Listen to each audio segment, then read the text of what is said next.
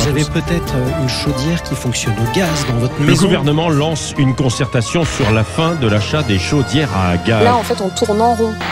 Le gouvernement voudrait interdire les chaudières à gaz dans les habitations à partir de 2026, et ce, au nom de l'accélération de la transition énergétique, évidemment. Je suis très réservé vis-à-vis des interdictions.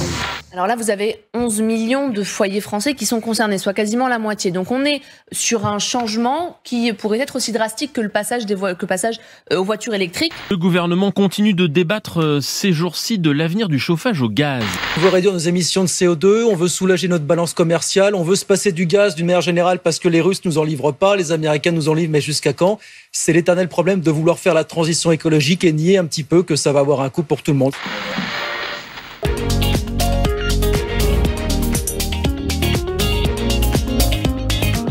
Bonjour à toutes, bonjour à tous et bienvenue dans cette nouvelle saison du JT d'Act4Gaz qui, pour l'occasion, s'est offert un joli lifting, nouveau nom, nouveau jingle, nouveau plateau. J'espère que vous apprécierez ce coup de frais. C'est parti.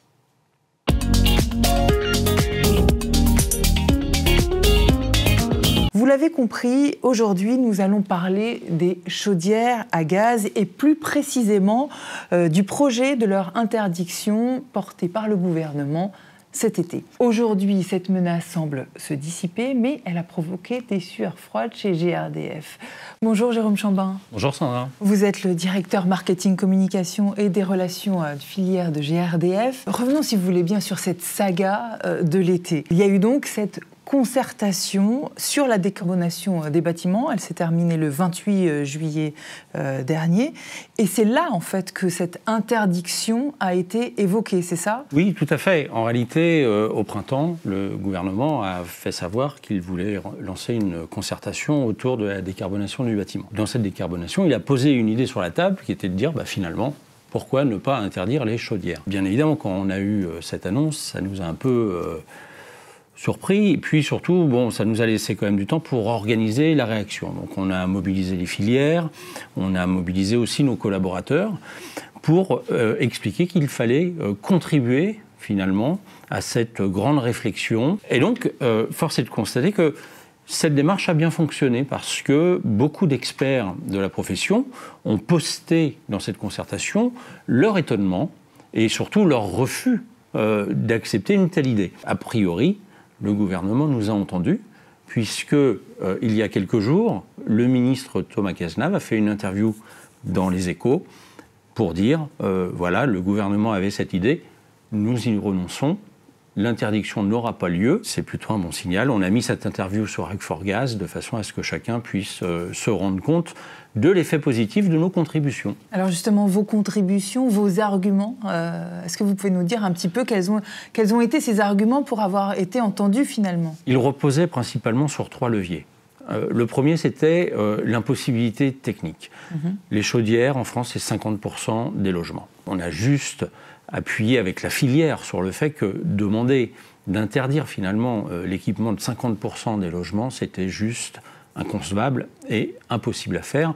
Le réseau électrique, d'ailleurs, n'aurait pas été prêt à supporter la charge supplémentaire liée au chauffage électrique qu'on aurait dû installer. Alors, le deuxième argument, il est de dire il existe aussi des solutions techniques basées sur l'énergie gaz qui permettent de décarboner. Je parle de la chaudière à très haute performance énergétique qui permet de faire 30% d'économie par rapport à une chaudière plus ancienne.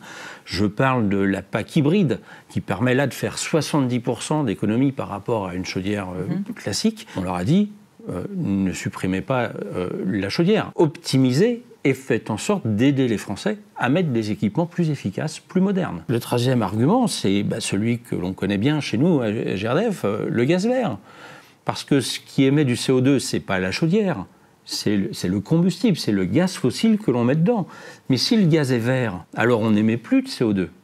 Et donc notre troisième argument, c'est de dire aidez-nous à aller encore plus vite sur le déploiement du gaz vert. Comme vous l'avez dit au début de cet entretien, vous avez aussi avancé avec d'autres experts. Je vous propose tout de suite d'écouter justement le président de Quenov, qui est une association qui œuvre pour décarboner le secteur du bâtiment.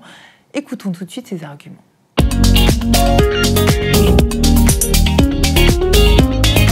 Avec l'ensemble des membres de Coenov, cette filière, les industriels qui fabriquent des solutions de chauffage, effectivement, on s'est mobilisé contre ce projet d'interdiction de la chaudière gaz en renouvellement dans le bâtiment parce que ça nous semble être une mauvaise mesure. D'abord, ça concerne plus de 11 millions de ménages et donc ça risque de mettre un stress sur ces foyers qui utilisent des solutions gaz et que même l'interdiction des chaudières aurait des effets contre-productifs, des comportements anarchiques du marché, du stress sur les consommateurs et des difficultés à passer la pointe hivernale, alors même que le gaz est en train de se verdir et est une énergie stockable et renouvelable et produite en France. Ce qui est important de comprendre, c'est qu'effectivement, il y a beaucoup de pression qui est mise sur l'administration au niveau européen, mais aussi par les responsables politiques qui veulent faire des annonces et accélérer. Et donc, ces messages contradictoires, ils sont difficiles à analyser par la filière. Nous, on essaye de porter un message clair qui est de d'abord réduire les consommations, sobriété, efficacité énergétique, et peut-être mettre la priorité sur la rénovation des bâtiments, réussir la rénovation, avant même de changer les modes de chauffage. Et puis ensuite, accélérer le développement du gaz vert, c'est le chemin vers le 100% de gaz vert en 2050.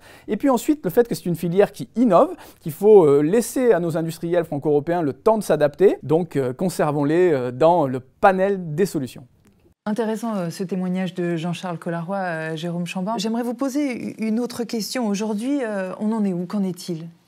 Politiquement parlant, finalement. Aujourd'hui, on attend quand même l'officialisation de tout ça, parce que je vous ai parlé de la parole d'un ministre dans un journal, ce qui a un poids.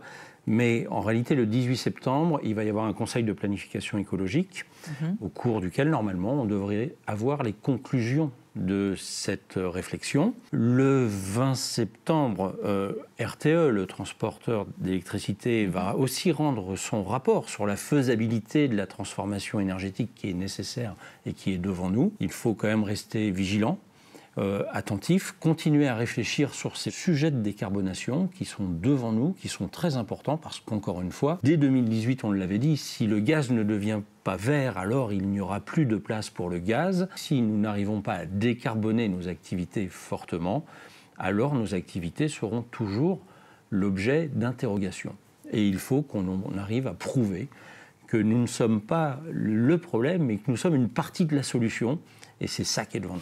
Il y a donc les décisions du politique, il y a les paroles des experts, mais je vous propose tout de suite qu'on écoute une autre parole, celle du terrain. Écoutons ce chauffagiste qui propose des chaudières gaz et des packs. Très concrètement, interdire les chaudières à gaz à l'heure d'aujourd'hui, en France, ça me paraît très très compliqué. Tout ce qui est les grandes agglomérations comme Paris, vous avez énormément de logements qui sont chauffés au gaz. Mettre des pompes à chaleur dans ces immeubles-là, techniquement parlant, ça va être impossible. Les gens vont passer sur des radiateurs électriques, ils vont perdre en confort dans des appartements comme ça où il y a très peu d'isolation. Derrière ça, ils vont se retrouver avec des factures qui vont doubler parce que derrière, on sait très bien que du chauffage électrique pur et dur avec des radiateurs électriques va être beaucoup plus consommateur qu'une chaudière gaz condensation, par exemple. Et il y a des gens qui ne peuvent pas se permettre ça, en fait. Et la troisième chose, on n'a pas un réseau qui est capable d'avoir du 100% élect. Donc ça veut dire quoi? En plein hiver, on va se retrouver dans le noir, sans chauffage, à 0, -2, -3 dehors. À l'heure d'aujourd'hui, à mon sens, le système qui est le mieux, que ça soit sur un plan de consommation ou de confort, ça va être la PAC hybride.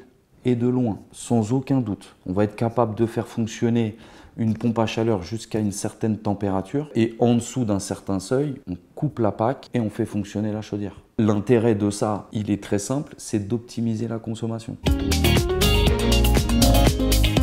Voilà, au travers de toutes ces explications, de toutes vos explications, tous ces éclairages, on espère que tout le monde pourra bien comprendre ou mieux comprendre ce sujet complexe. Merci beaucoup, Jérôme Chambin. Merci, Sandra. Et je vous propose qu'on passe tout de suite à l'actu du jour.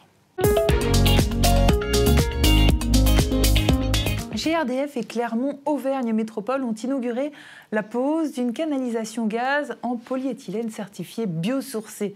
C'est une première mondiale. Cette innovation, célébrée le 5 septembre dernier, est une des nouvelles solutions pour réduire son empreinte environnementale. Pour sensibiliser les foyers les plus modestes à la maîtrise de l'énergie, mais aussi pour lutter contre la précarité énergétique, GRDF renforce son engagement dans le programme Civigaz. Une convention a été signée le 8 septembre dernier entre Laurence Poirier-Dietz, la directrice générale de GRDF, et la fondation Agir contre l'exclusion, dont le président est Jean Castex. GRDF s'affiche en télévision depuis quelques semaines en tant que parrain du programme court Cultivons notre avenir, diffusé en prime time sur M6, avant et après L'amour est dans le pré. L'objectif de ce partenariat, noué avec la plateforme de financement Mimosa, est de valoriser les initiatives durables et responsables des agriculteurs et surtout de les accompagner dans leurs projets de transition écologique. Ce JT est maintenant terminé. Merci à vous de l'avoir suivi. On se retrouve dans 2 semaines parce que désormais, le rythme de diffusion